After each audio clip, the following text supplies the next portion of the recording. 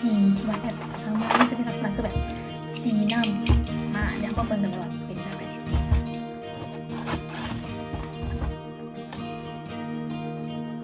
เมื่อมาอยู่เงียนแล้วเขารู้สึกว่าเขาอยากแต่งโอแอดสั่งประมาณ3-4 มื้อก็ได้แล้วเนาะแต่ว่าใส่คัตเตอร์ดีกว่าถือว่าไว้อยู่ว้าวนี่เลยดีใจทุกคนเบิ่งแล้วมันเป็นแบบไหนอ่ะสั่งประมาณ10 ปลายหยวนมันจะมีอะไรมีโฮแรมซออันนี้จะเป็นยังลึบซอคู่กันอันหนึ่งพร้อมกับ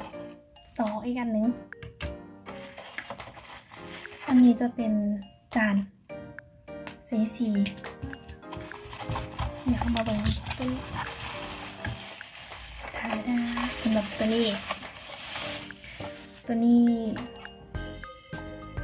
จะเป็นสีเนาะแล้วยังมีอันนึงก็คือตัวนี้จะเป็นแบบเดี๋ยวมาแกะตัวนี้กันแอดซื้อได้ไหมแอดไม่แน่ใจวะเดี๋ยวตัวนี้น้ำอยู่บนเท่ามือแล้วมันมีอย่างเดียวในนี้แอดจะเป็นรูปภาพที่เราระบายสีสตรอเบอรี่ถูกลงแล้วบอกมันนี่เนาะนะคะเดี๋ยวเรามาเบิ้งของที่เรารอคอยกันเลยก็คือ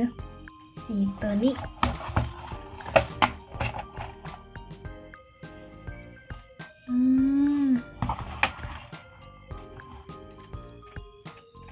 สำหรับแอดโดยรวมมันก็ดีเนาะแต่ว่าบางทีแอดอาจจะ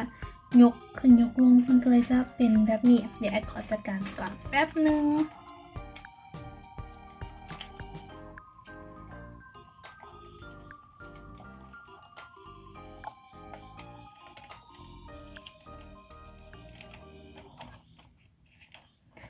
ในเมื่อว่ามันออกมาแบบนี้แอดจะขอเนี่ยจับมาเป็นก้อนให้ทุกคนเบิ่งกันเลยเนาะมันจะเป็นลักษณะเป็นก้อนแบบนี้อันนี้จะเป็นก้อนสี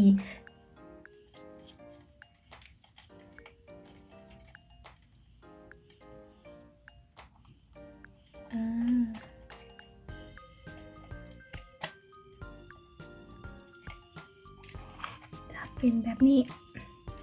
เดี๋ยวมาเบิ่งตัวนี้เนาะ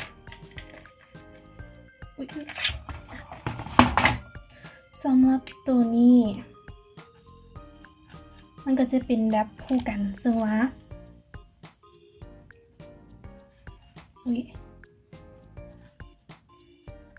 มันใส่จริงได้ละมันเดี๋ยวแอดขอเบิ่งกันเนาะว่ามันใส่แบบใดเพราะว่าให้มาคือบ่มีคู่มือมันจะบ่มีคู่มืออย่างเลย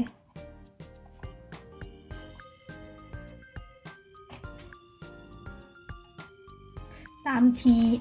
แอดคิดแล้วก็คือเราต้องเอาน้ำใส่ในนี้แล้วหลังจากนั้นเมื่อว่าเราอยาก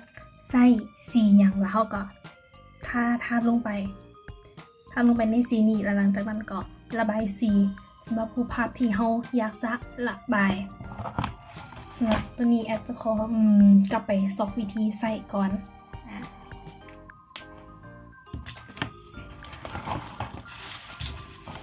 ประมาณ10 ปลายหรือว่า13 หยวนสำหรับสีตัวนี้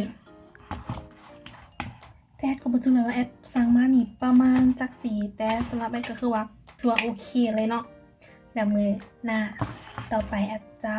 มาเฮ็ดคลิปว่าแอดใส่แบบใดโดยเฉพาะคือตัวนี้วิธีใส่มันจะใส่แบบใดสำหรับคลิปนี้บ๊ายบายแล้วเจอกันคลิปหน้า